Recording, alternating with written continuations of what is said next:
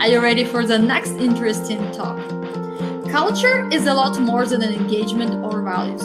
It is about business goals, social impact, and driving change within leaders, teams, and overall organization.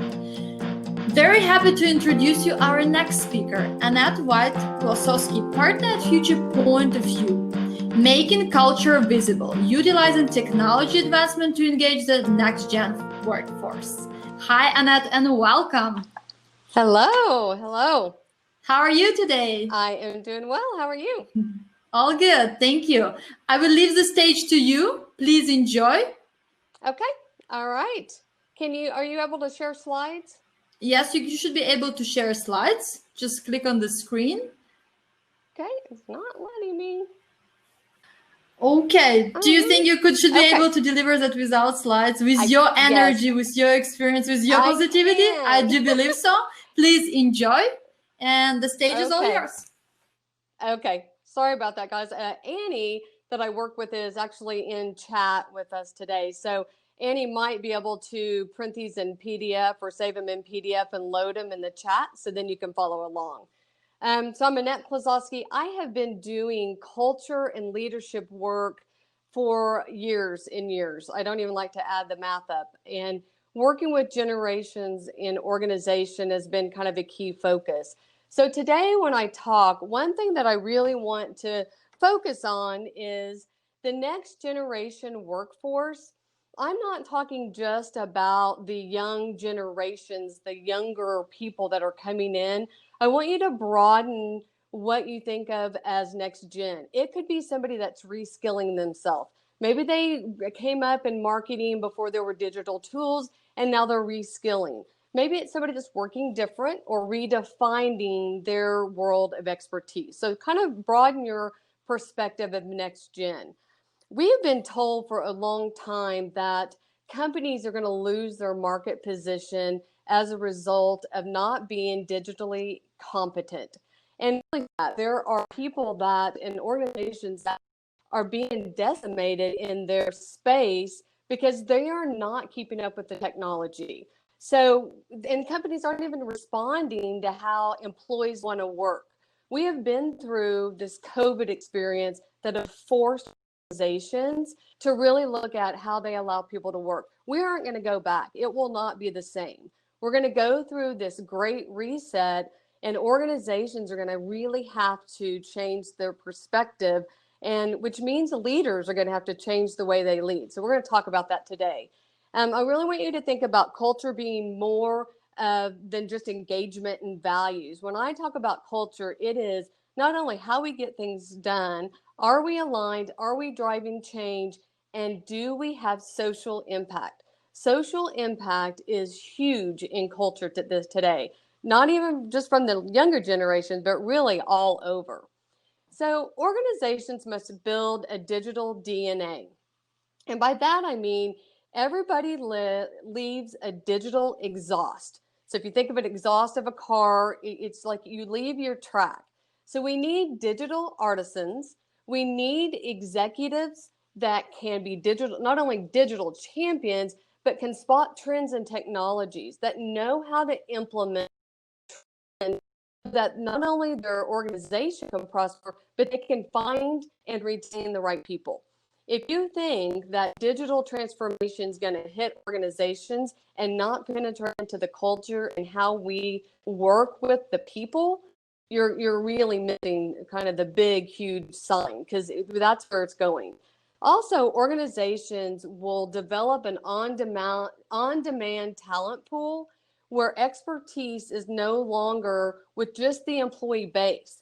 There's peer-to-peer networks. You could go find any resource, any skill you need at a click, right, with digital. So organizations have to really look at how they're handling talent management to get there. So digital transformation of culture, big data, integration, mobility, social, gamification, cloud computing, all of those things have impacted companies. It's changed how we sell, how we deliver our service or product, and how we engage with our clients.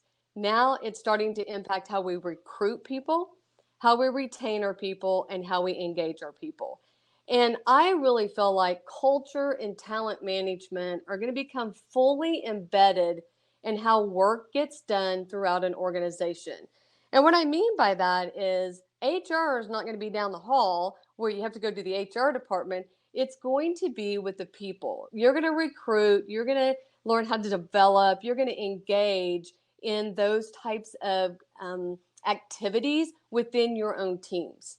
So it's going to be something that's put on the people of the organization, not a department. The other interesting thing that is happening with technology and workforce is there's really the silos that we form in organizations now, they're going away. This cross-company, multidiscipline virtual team grouping just flattens hierarchies. So there's no reason to have really buildings, really, if we want to get to that. You really don't have to have a brick and mortar to have a company and a team, right?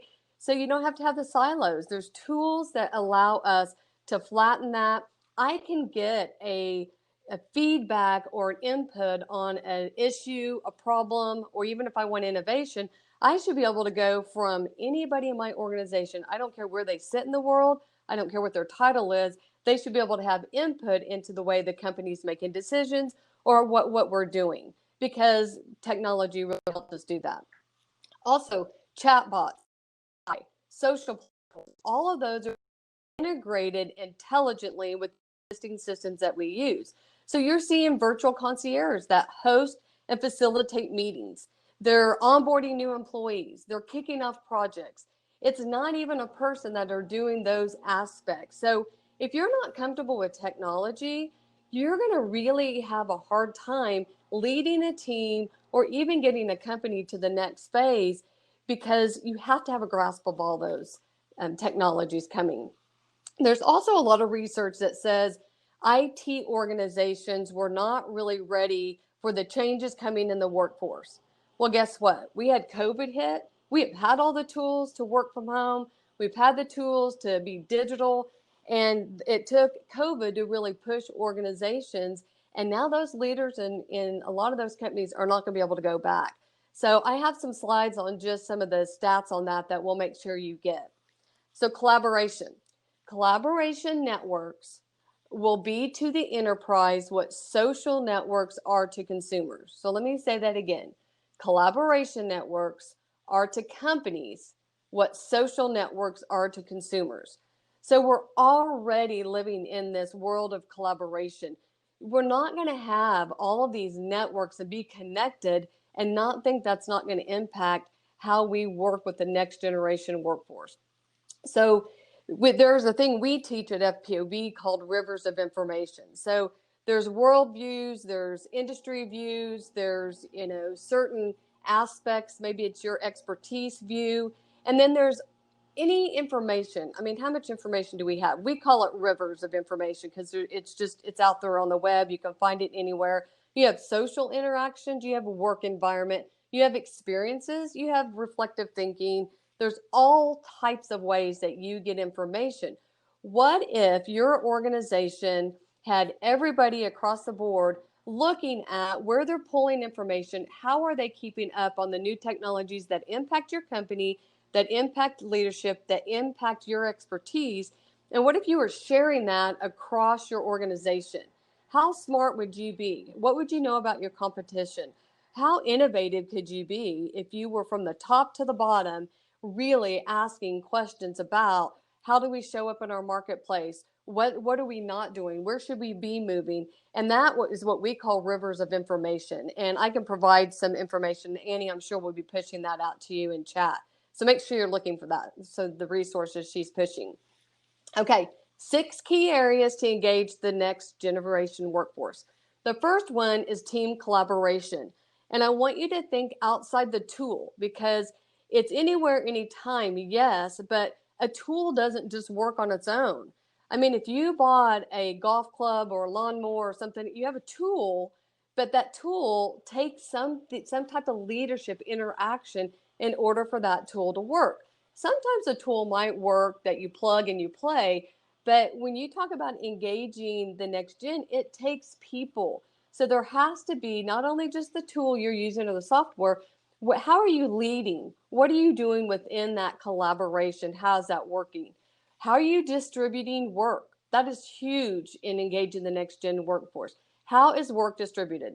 There are a lot of cool things happening in organizations now where it's you have a team. If I'm a leader in a team, instead of me having a designated team in my organizations, I go out and look at everybody's resumes, what they've done while they're getting things done. I could actually pull the team I want to work on my project. And that way the hierarchy becomes who is really good and innovative, who's applying themselves, who has a high work ethic.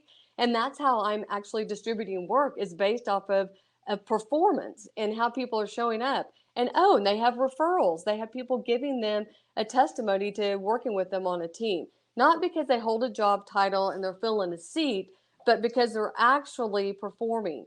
That way, it doesn't matter where you sit on an org chart. It's really what you're bringing to the table. So that's really about distributing work.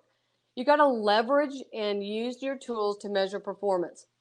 So most of the time, if you think about organizations, they were formed actually based off military structures, how our organizations were formed. So it's very masculine in the terms we use. It's very hierarchy because we use org charts, and it all based from years and years and years and years ago. What if we started thinking about how we measure performance, not by a clock, 8 to 5, not by a structure that we have in place, but are we getting the results that we want? So if I have a team and we've set our measure that we're going after, and let's say we have a month, this month we're getting to X, and they do that in 2 weeks, should they have to spend a month doing it? Or is 2 weeks like, great, good job?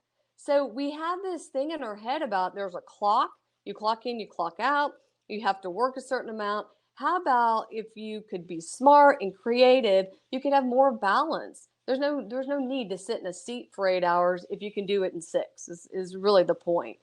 The other key area is about how do you find your people? Recruiting, retaining. And that is really changing. People use their outdoor brain. My phone is an outdoor brain. So that is how I really connect with it. I'm not shoving resumes. I might use email, but really email, is starting to really get less and less of a tool. I'm not having to submit things. I can go to a bunch of collaboration places to find leads for jobs and put my resume. But companies have to do things differently. They have to be willing to expand how they do that. I have a lot of clients right now that have hired a lot of people during this whole pandemic. They're doing it all virtual.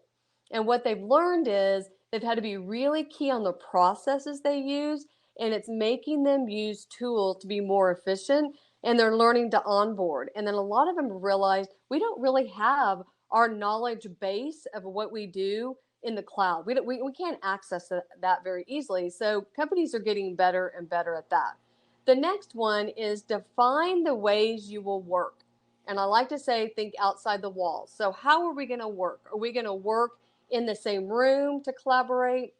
Are we going to work from home? Are we going to split that up? I mean, are we going to work in different pods? Are we going to have a team of really key people, but they can do all types of skills? Are we going to have specialists? You've got to really define how you're going to get things done.